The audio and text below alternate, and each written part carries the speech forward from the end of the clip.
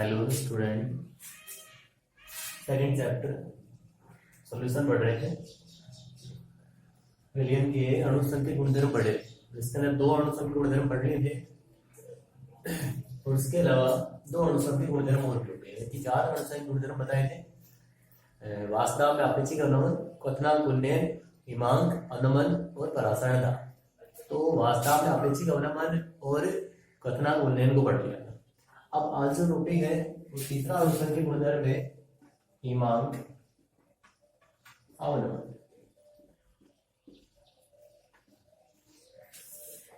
हिमांक क्या होता है? फ्रीजिंग पॉइंट क्या होता है? जिसके अंदर ठोस और द्रव दोनों यदि सामयिक स्थिति में है तो वो उसका फ्रीजिंग पॉइंट होता है।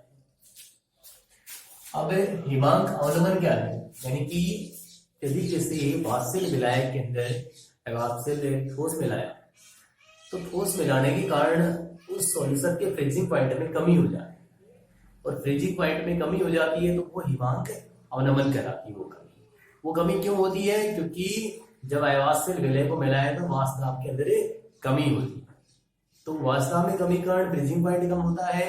वही हमें ऐसे डायग्राम के द्वारा समझ सकते हैं कि यदि ताप और वाष्प दाब के मध्य ग्राफ खींचे तो बताएं टेम्परेचर बढ़ाएंगे वाष्प दाब इंक्रीज। जैसे मान लीजिए ये कोई टेम्परेचर है, इस टेम्परेचर के ऊपर ये टेम्परेचर है, इस टेम्परेचर पर ये विलायक का फ्रीजिंग पॉइंट यहां तक का मान लीजिए वाष्प दाब, और ये टेम्परेचर ताप बढ़ाएंगे तो वाष्प दाब क्या हो रहा है? इंक्रीज हो रहा है। इस टेम्परेचर के ऊपर यहां लिख दिया हमने जैसे P नोट विलायक का है, फ्रीजिंग पॉइंट है इसलिए F, तो TF। तो ये TF नोट क्या है? विलायक का फ्रीजिंग पॉइंट। अब उसके अंदर अवाष्पशील विलय मिलाया तो क्या होगा? वाष्प दाब कम होगा, वाष्प दाब कम होगा, फ्रीजिंग पॉइंट भी कम होगा, यानी कि ये कम होगा, टेम्परेचर भी क्या हो गया? कम।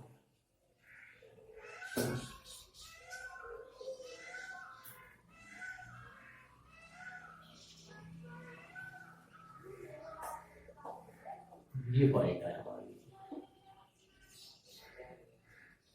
ये। तो ये जो है ये किसका है? विलियन का फ्रीजिंग पॉइंट। तो टेम्परेचर क्या हो गया? डिक्रीज हो गया। ये हो गया टेम्परेचर किसका? विलियन का फ्रीजिंग पॉइंट। और इस विलायक से इस विलियन के फ्रीजिंग पॉइंट में कितनी कमी हुई है? तो ये दोनों का जो अंतर है वो हो जाएगा डेल टी। और यहां से और यहां तक कितने वाष्प में कमी हुई है वो इसके समानुपाती। जैसे मान लीजिए यहाँ किसका? विलियन का, और ये है विलायक वाष्प, और इन दोनों के मध्य जो अंतर है वो वास्तव में जो अवनमन है वो किसके समानुपाती होगा? ऐसे फ्रीजिंग पॉइंट के, यानी कि हिमांक अवनमन के समानुपाती। जैसे यहाँ देखिए किधर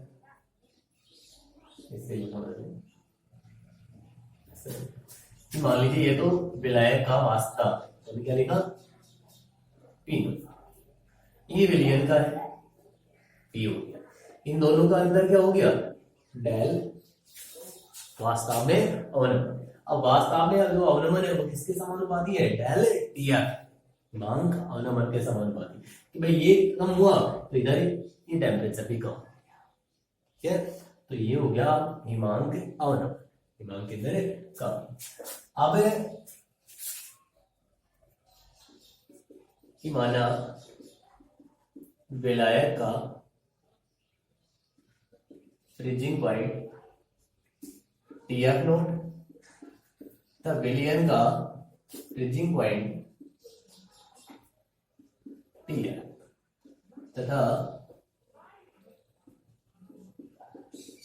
हिमांक अवनमन डेल TF बराबर होगा, क्या होगा? ज्यादा किसका है? विलायक का, कम किसका है? सॉल्यूशन का। तो ज्यादा में से कम करना हमें, तो डेल TF नोट माइनस। तो इन दोनों का जो अंतर है वो आ गया हिमांक अवनमन। अब इस हिमांक अवनमन से यदि विलय के मोलर द्रव्यमान की गणना करनी है, इस हिमांक अवनमन से विलय के मोलर द्रव्यमान की गणना करनी, तो कैसे करेंगे कि डेल टीएफ समानुपाती है एम। एम कोड है मोलर, डेल टीएफ समानुपाती एम के, एम कोड है मोलर का है। डेल टीएफ बराबर हो जाएगा के एफ एम, के कोड है समानुपाती स्थिरांक, किसके लिए है, फ्रीजिंग पॉइंट के लिए। तो हिमांक अवनमन स्थिरांक है के एफ। उसके बाद में यदि मोललता लिखे तो मोललता क्या होती है, विलय की मोल बटे विलायक का द्रव्यमान किलोग्राम।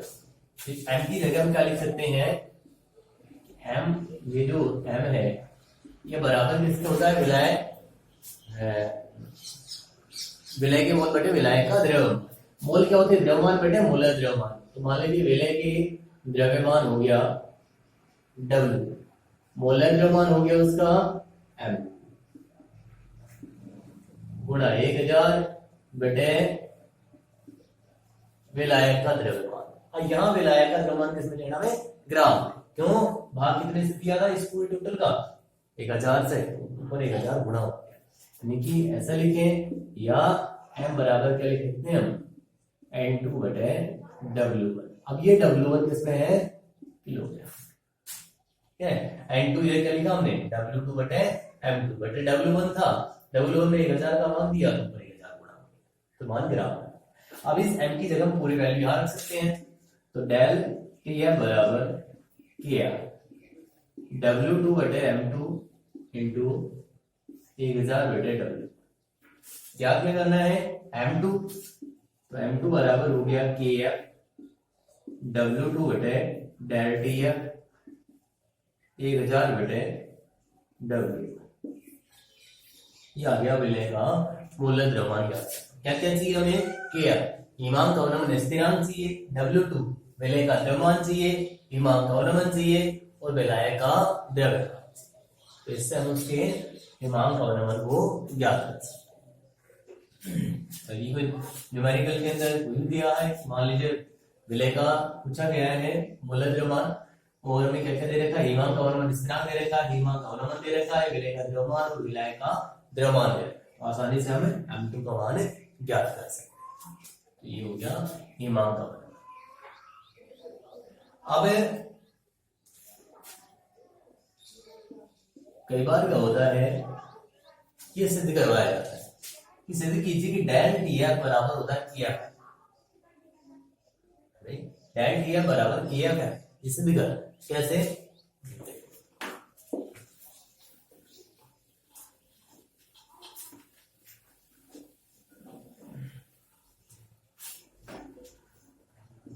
डेल टीएफ बराबर KF,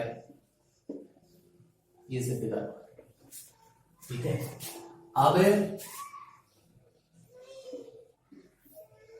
डेल टीएफ जो है वो समानुपाती इसके डेल पी है, यहाँ समानुपाती डेल पी वास्तव में अवनमन की, और वास्तव में आपेक्षिक अवनमन जो है वो विलय की मोलविन के बराबर होता है। ये हमने पहले ही पढ़ लिया। इसको आगे लिखें, डेल टी या बराबर लिखें के, और यहां लिख सकते हैं हम डेल पी बराबर होता है विलय की मोलविन x2, तो के x लिख सकते हैं। अब मोलविन क्या होती है, विलय की मोलविन क्या होगी, विलय के मोल बटे विलयन के टोटल, लिख रहे हैं यहां। तो डेल टी बराबर हो गया के N2 बटे N1 प्लस N2। यदि विलयन अति तनु डाइल्यूट हो जाए, बहुत ज्यादा डाइल्यूट है, तो डाइल्यूट है तो उसके अंदर जो विलय की संख्या क्या होगी, मोल बहुत ही कम हो गए, यानी कि यहाँ N2 का मान लेस देन बहुत ज्यादा कम है किससे, N1।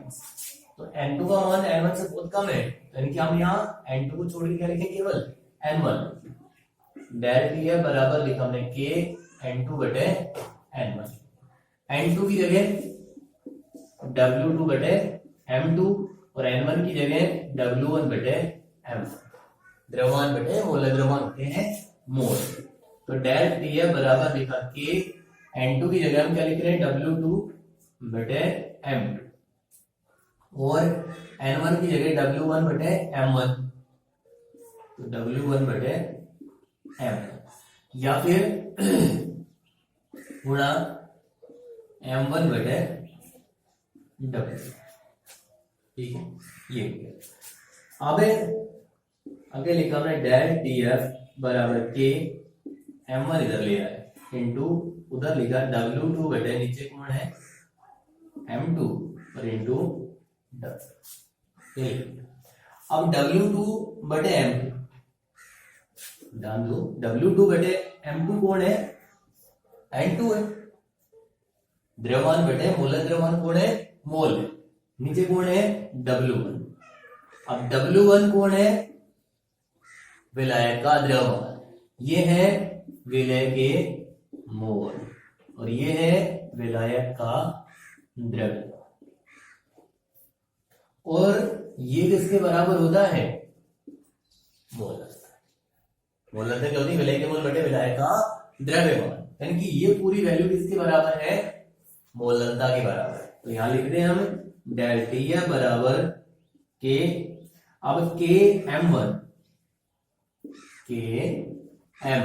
इसको क्या लिख दिया हमने हिमांक अवनमन स्थिरांक। हिमांक अवनमन स्थिरांक के एफ मान, तो के M1 को तो लिख दिया के एफ और इस पूरे कौन है मोल, तो इसके बराबर, तो ये सिद्ध हो गया। ठीक है, यानी कि यहाँ डेल टी है बराबर के एफ।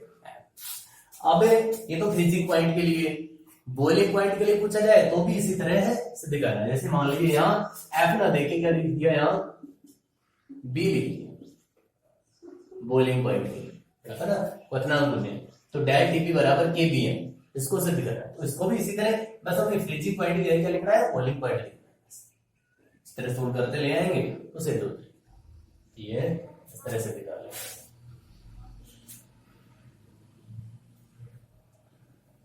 ठीक है, ये हो गया। अब अगला जो पॉइंट है तो ठीक है वो है परासरण।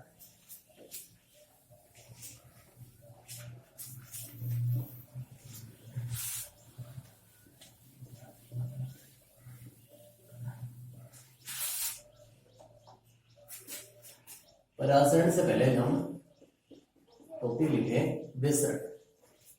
विसरण होता है फैलना, मतलब अधिक सांद्रता से और कम सांद्रता की ओर यदि पदार्थ फैलता है तो वो कहलाता है विसरण, फैलना। कि अधिक सांद्रता से कम सांद्रता,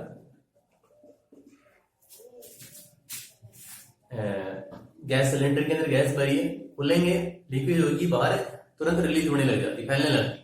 तो यानी कि वहां सिलेंडर के अंदर सांद्रता ज्यादा थी, बाहर सांद्रता उसकी कम थी, अधिक सांद्रता से कम सांद्रता की ओर रिलीज हो रही। तो इस तरह वो कहलाता है विसरण। और एक होता है परासरण, जो हमें पढ़ना होती है। परासरण, परासरण क्या होता है, इसके विपरीत होगा कि कम सांद्रता से कि जो विलायक के कण, कि विलायक के कण कम सांद्रता से अधिक सांद्रता की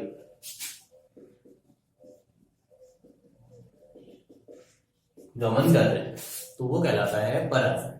यदि विलायक के कण कम सांद्रता से कहां जा रहे हैं, अधिक सांद्रता की ओर जा रहे हैं, तो परासरण कहलाता है। वैसा हो सकता है, देखो हो सकता है, होता है वही प्रक्रिया परासरण। हम एक एग्जांपल लेते हैं, डायग्राम से समझ सकते हैं कि जैसे ये कोई पात्र है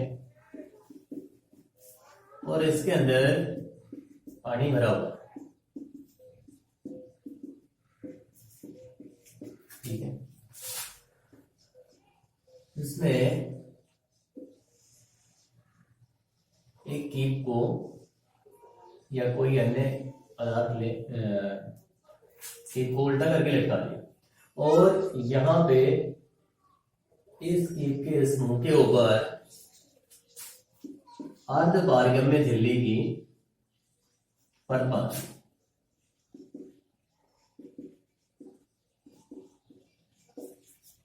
क्या लगा दिया यहाँ? अर्ध पारगम्य झिल्ली लगा। ठीक है, अर्ध पारगम्य झिल्ली क्या होती है? इसके अंदर से विलायक के कण आ जा सकते हैं लेकिन विलय के कण नहीं जा सकते, वो अर्ध पारगम्य झिल्ली। और इसके अंदर यहां तक इस पॉइंट पे मान लीजिए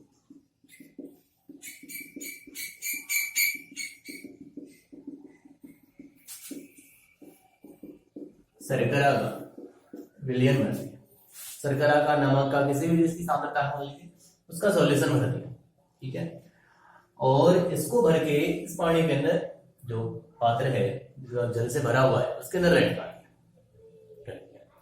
अब कुछ समय बाद देखा कि इस इवेंट की यहाँ एक पिन लगा दी ताकि पता लगे कि यहाँ तक हमने भरा। एक कील लगा दी ताकि यहाँ तक हमने भरा। अब थोड़े समय बाद देखा कि इसका जो लेवल है वो बढ़ के मान लीजिए यहाँ तक हो, यहाँ तक। अब वो कैसे हुआ भाई? वो किसके कारण हुआ? परासरण के कारण हुआ। कैसे? कि इस जल के अंदर जो विलय पदार्थ है उसकी सांद्रता कम थी, क्योंकि शर्करा तो सॉल्यूशन इसमें भरा हमने कीप किया गया, तो इसके अंदर सांद्रता ज्यादा थी। तो ज्यादा थी तो जो विलायक के कण है, जो जल के कण है, वो कम सांद्रता से कहां पहुंच गए? अधिक सांद्रता वाले विलयन के अंदर पहुंच गए, जिससे इसका लेवल बढ़ेगी। अब यहाँ पे इतना लेवल यहाँ पे बढ़, यानी कि विलायक के कण कम सांद्रता से कहां पहुंच गए? अधिक सांद्रता के अंदर पहुंच गए। यही प्रक्रिया परासरण है। लोकल देखा भी होगा, जैसे इसमें इसको यदि जल के अंदर, पानी के अंदर रख दिया जाए, डुबो दिया, थोड़े समय रख दिया जाए तो फूल जाती है। क्यों फूल जाती है? क्योंकि किशमिश के अंदर जो शर्करा की सांद्रता है, जो चीनी की सांद्रता है, वो ज्यादा है। जब उसे पानी के अंदर रखा गया तो जल के अंदर शर्करा की सांद्रता थी कम, तो जल के जो कण थे वो कहां पहुंच गए? उसके अंदर पहुंच गए, यानी कि कम सांद्रता से अधिक सांद्रता वाले पदार्थ के अंदर पहुंच जाते हैं तो फूल जाती है। या जो कैरी है, आम है, उसको काट के और उसके ऊपर नमक लगा के रख दिया जाए, थोड़े समय उसके अंदर से पानी निकलने लग जाता है। क्यों निकलने लग जाता है? क्योंकि बाहर तो हमने नमक लगाया तो नमक की सांद्रता बाहर ज्यादा थी और उसके अंदर थी कम, इस कारण विलायक के कारण, जल के कारण कम सांद्रता से अधिक सांद्रता की ओर आने लगे। तो ये सारी प्रक्रियाएं परासरण है। अब ये तो हो गया परासरण। आगे कि परासरण दाब पढ़े। परासरण दाब, परासरण दाब क्या होगा? तो परासरण दाब क्या होगा कि यदि हम अधिक सांद्रता, क्योंकि कम सांद्रता से अधिक सांद्रता की ओर विलायक के कण जा रहे हैं, तो यदि हम अधिक सांद्रता वाले सॉल्यूशन के ऊपर इतना प्रेशर लगाएं कि वो परासरण की क्रिया बंद हो जाए, अधिक सांद्रता वाले सॉल्यूशन पे इतना प्रेशर लगाएं कि परासरण की क्रिया बंद हो जाए, तो वो क्या कहलाता है? वो प्रेशर परासरण दाब कहलाता है। जैसे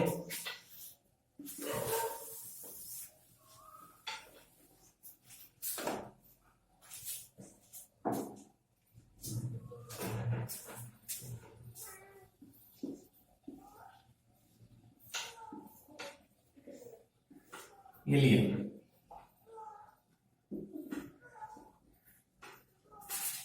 इसके अंदर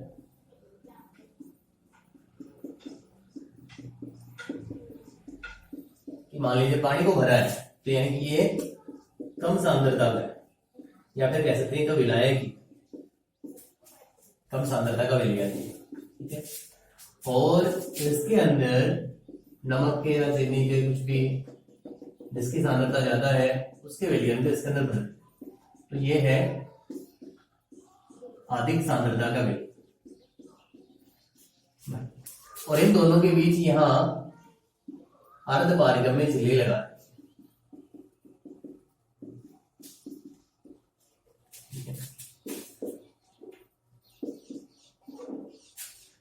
ये हो गया। अब क्या किया? अर्ध पारगम्य झिल्ली लगा रहे, इधर सांद्रता ज्यादा, इधर सांद्रता कम, तो परासरण की प्रक्रिया क्या है? कम सांद्रता से विलायक के कण कहां जाएंगे? अंदर चले जाएंगे। अब क्या करना है हमें, इस अधिक सांद्रता वाले सॉल्यूशन के ऊपर क्या लगाना है, दाब लगाना है। और दाब कितना लगाए कि ये इधर जो कण जा रहे थे, उधर कण जो जा रहे थे वो परासरण जो हो रहा था वो परासरण की प्रक्रिया बंद हो जाए, कि इस कम सांद्रता से अधिक सांद्रता की ओर जो विलायक के कण जाते हैं रुक जाए। तो वो प्रक्रिया कितना प्रेशर लगाए जिससे इस कम सांद्रता से अधिक सांद्रता की ओर विलायक के कण जाने बंद हो जाए। तो ये दाब कहलाता है परासरण।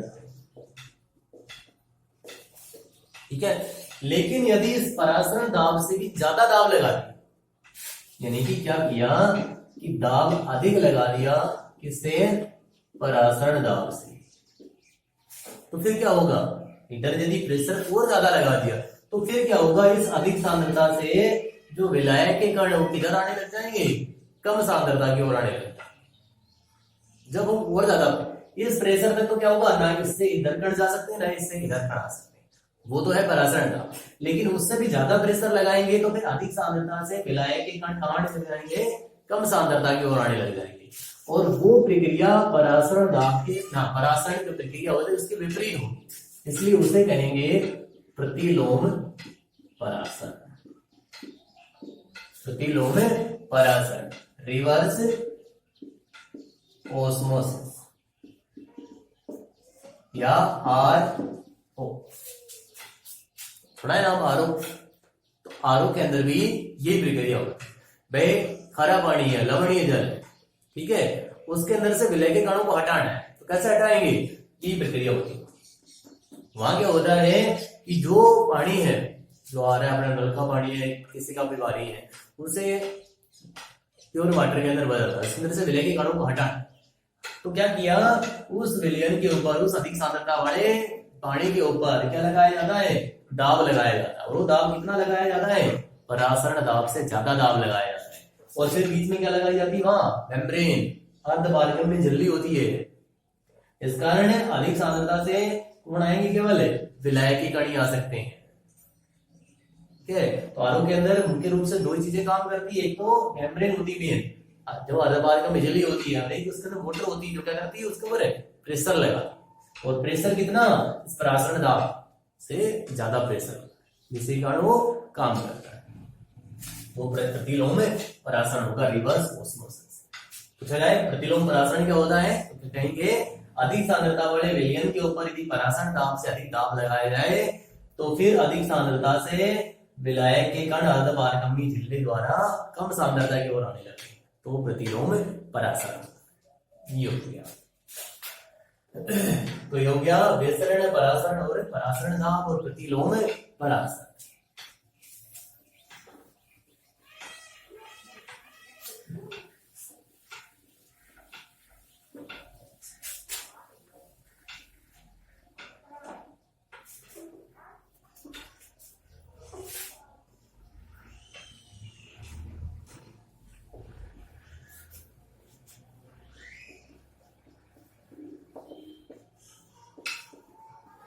आगे परासरण के दो नियम है, परासरण का तो बॉयल नियम है।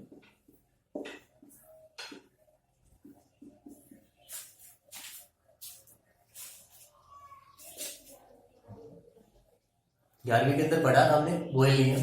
बॉयल नियम क्या पढ़ा था कि दाब जो होता है वो आयतन के व्युत्क्रमानुपाती होता है। स्थिर दाब के ऊपर दाब आयतन के व्युत्क्रमानुपाती। यहाँ कौन सा दाब है, परासरण दाब, तो परासरण दाब को पाई से डिनोट कर, तो पाई समानुपाती होगा 1/v, परासरण दाब आयतन के व्युत्क्रमानुपाती। ठीक है, और 1/v जो होता है वो सांद्रता के बराबर होता है, तो 1/v बराबर होता है सी कौन है, सांद्रता।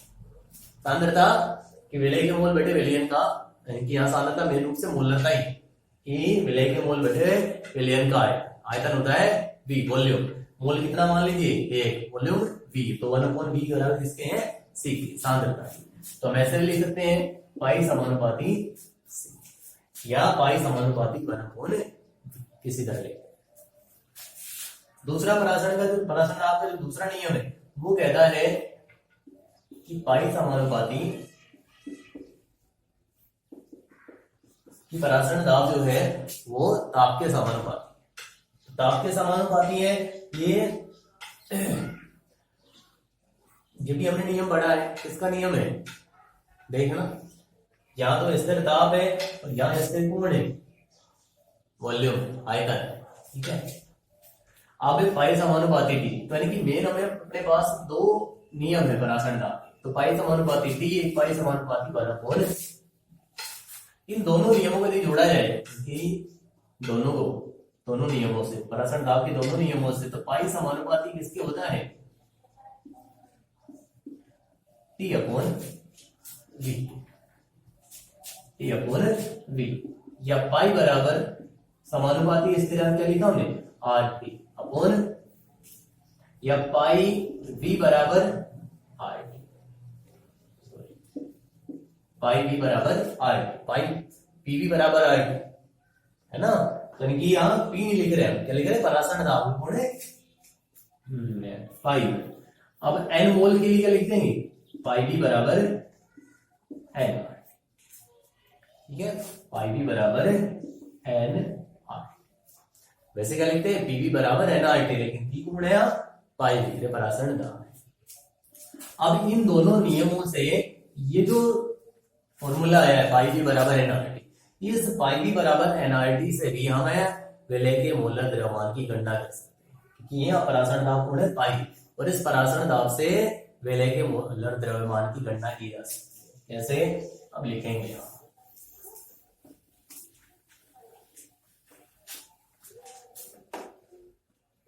तो यहां लिखे हम परासरण दाब से विलय के मोलर द्रव्यमान की गणना, क्या लिखेंगे, पाई V बराबर NR, पाई बराबर क्या लिखेंगे, N upon V R, N कौन है, मोल है, V कौन है, आयतन।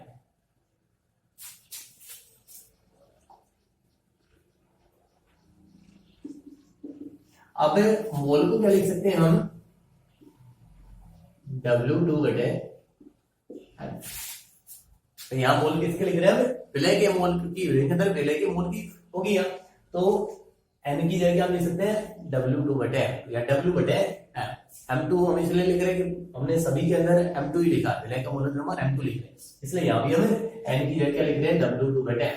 N है मोल, और मोल क्या होता है, द्रव्यमान बटे मोलर, तो N की जगह लिख सकते हैं हम W2 बटे M, इधर RT बटे, ज्ञात क्या करना है, M, M2 बराबर क्या हो जाएगा, W2 बटे पाई RT बटे, ये आ गया अपने पास M2 विलय का मोलर द्रव्यमान, W2 विलय का द्रव्यमान, पाई परासरण दाब, R गैस स्थिरांक, T परम दाब और V आयतन, ये सब मिले तो विलय के मोलर द्रव्यमान की गणना की जा सकती। तो चारों अणु संख्या गुणधर्म हो गए, ठीक है। वास्तव में अपेक्षित अनुमान क्वथनांक निकल हो गया था, और यहाँ आज हो गया हिमांक अवनमन और परासरण दाब। परासरण भी पढ़ लिया, परासरण दाब भी, प्रतिलोम परासरण भी, सब हो गया, और इस परासरण दाब से विलय के मोलर द्रव्यमान की गणना, ठीक है।